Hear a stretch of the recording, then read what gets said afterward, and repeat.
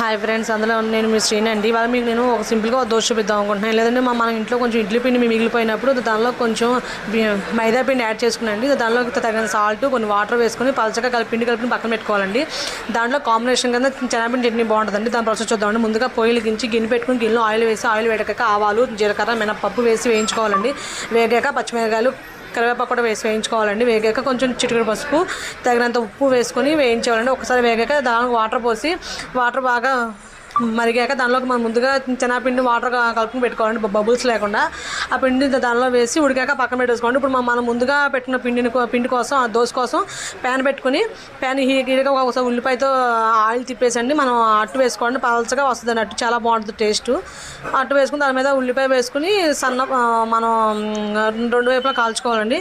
కాల్చుకుని మనకి ఈ అట్టుకి కాంబినేషన్ చాలా బాగుంటుంది. మీకు హెల్తీగా కావాలంటే మనం మైదాపిండి ప్లేస్లో